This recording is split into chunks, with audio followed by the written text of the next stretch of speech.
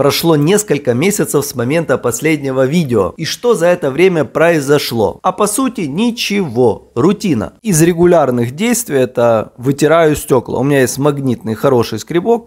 Это занимает немного времени, но это делаю тоже практически каждый день. Что я делаю регулярно? Несколько раз в неделю перемешиваю песок, чтобы вся грязюка уходила в фильтр. Если этого не делать, песок пачкается и аквариум становится грязным и некрасивым. То есть белый песок для морского аквариума это прям вот полдела.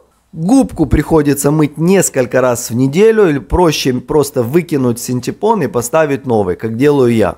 Конечно же, что я понял, лучше, чтобы был задний самп, это, конечно, очевидно, но самп лучше, чем навесной фильтр. Почему? Во-первых, удобнее мыть все эти губки, удобнее поменять синтепон и все остальное. Потом на воде не было бы этой пленки. И если бы пенник стоял в заднем сампе, не было бы пузырей в дисплее. И при том, что эти пузыри совместно с пленкой создают вот такой не очень опрятный вид. Делаю подмены воды всего лишь 5 литров. У меня есть баклажка на 5 литров, в которой удобно растворить соль. И поэтому подмены воды ограничены этой баклажкой.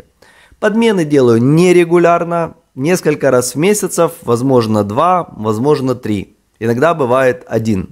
Отзывы о пеннике Resan SK300. С ним я живу более полугода. Как видите, если он стоит в дисплее, он немножко выбивает пузырей, и эти пузыри совместно с пленкой превращаются в такое вот не очень хорошее. То есть пенник должен стоять в заднем сампе, тогда эта проблема частично или полностью будет решена.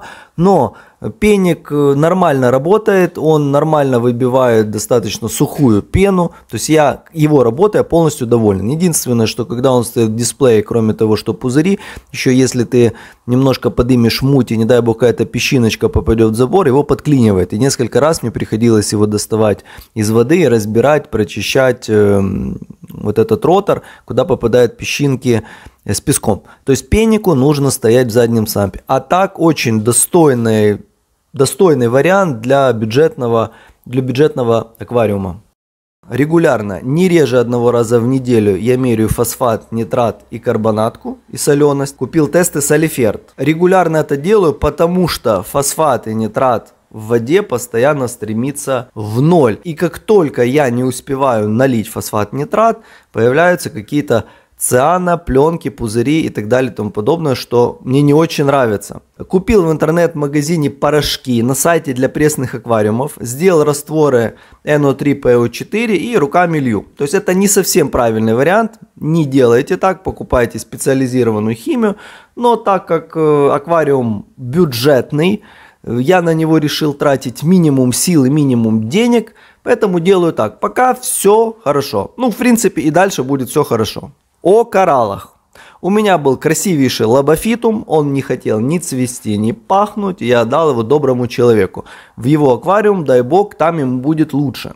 Начитался, что, возможно, саркофитоны с лобофитумами враждуют, они выделяют в воду какие-то биологические, химические активные вещества, угнетают друг друга. То есть другого объяснения, почему вот не хотел он расти, открываться так, как саркофитон, я не знаю. Поэтому я его удалил. Из новинок раздобыл небольшой фраг папайи. Она жива-здорова, слава богу, растет и радует меня. То есть она увеличилась в размере, наверное, в 2 или в 3 раза. Супер красивый коралл. Простой.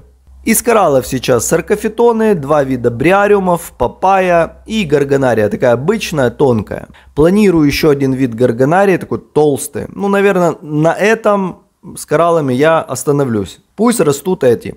Хочу зарастить всю заднюю стенку бриариумом, чтобы было красиво.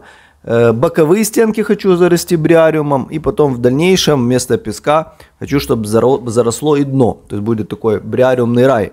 Но на это нужно немного времени. Рыбки. Купил 2 рыбки Апагон пижама. Очень красивый, очень доволен. Конечно же, нужно было их брать больше. Или 5 штук, или хотя бы 3. Потому что 2 скучновато. Также хочу каких-то других рыбок типа бычков магнифики. Но аквариум открыт. Пока я не придумал, как закрыть его какой-то сеткой, стекло не очень хочется использовать.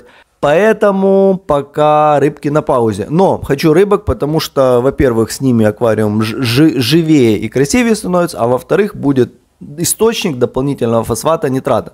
Кормлю рыбок тоже регулярно, стараюсь раз в день.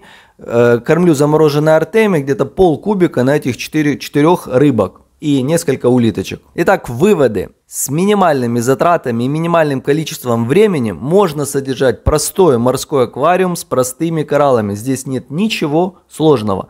Это не сложнее, чем пресный аквариум, а особенно травник с СО2 и хорошим светом. Желаю вам красивых, успешных рифов и до следующих встреч!